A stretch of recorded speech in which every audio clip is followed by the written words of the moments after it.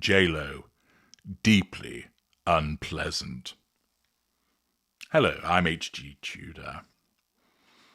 It is, of course, the case that narcissists are unpleasant. Indeed, those of you who've been affected by a narcissist in your life would probably come out with a stream of adjectives that are far stronger than unpleasant. Nevertheless, it is the case that whatever type of narcissist you're dealing with, that narcissist will utilize malign behaviors in order to get to the prime aims. The nature of those malign behaviors varies considerably dependent upon the different subschool of narcissist. But the fact is, the narcissist has a range of unpleasant behaviors in his or her repertoire, and they will be used. Jennifer Lopez is finding that as the world is repeatedly told about the fact that her marriage to Ben Affleck is over, the two narcissists collided, and then one has disengaged from the other, that others are also content to come forward and explain to the world that Jennifer Lopez isn't really a nice person at all. Joey Nolfi writes in Entertainment Weekly, Meghan McCain says Jennifer Lopez was deeply unpleasant on The View. She was not nice. I hear those words being said in a Donald Trump voice for some reason. Anyway, the Cactus Queen of Arizona has officially stepped to Jenny from the block, as Meghan McCain's new podcast features the former View co-host's claim that Jennifer Lopez was deeply unpleasant when they interacted on the ABC talk show. In the latest episode of her Citizen McCain podcast, McCain and co-host Miranda Wilkins discuss the current status of Lopez's pop culture profile with media personality and TV producer Carlos King, and the trio seems to agree that the iconic performer's career took a bit of a hit in 2024. I, too, share similar negative stories that the entire world does, McCain says in the clip. Well, pausing there, there's amplification and corroboration of the fact that J-Lo is seen to be an unpleasant individual. I feel bad, she continued, because we're turning a point where there's bullying happening to J-Lo. Now, pausing there, there'll be those that will say, she deserves it.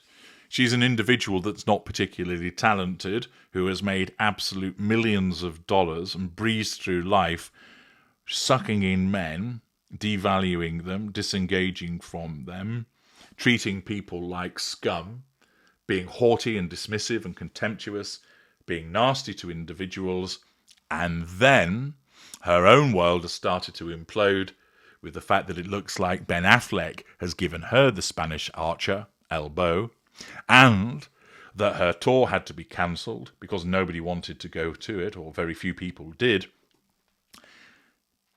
Karma, some will yell. Serves her right, will add others. A dose of her own medicine, but add a third.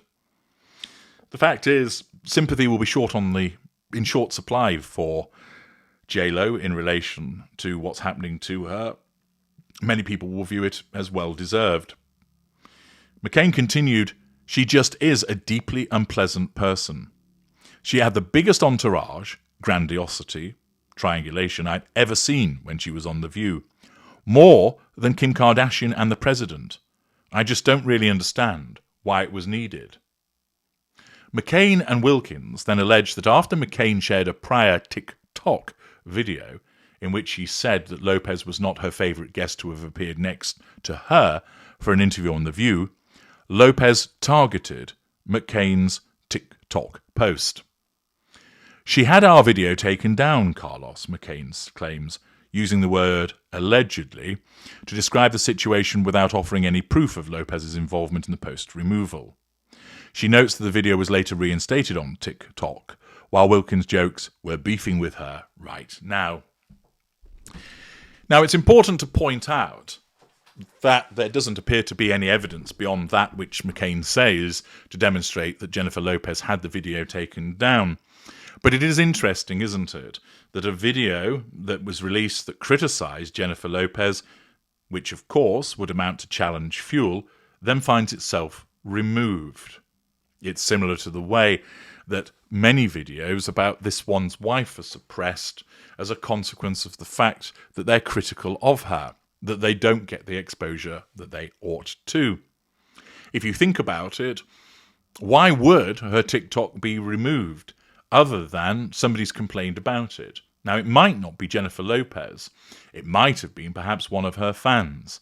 But there's also the possibility, one can't rule it out, that Jennifer Lopez became aware of it, and because it's a threat to her control, subconsciously, she then took steps to seek to have it removed, to nullify that threat to control.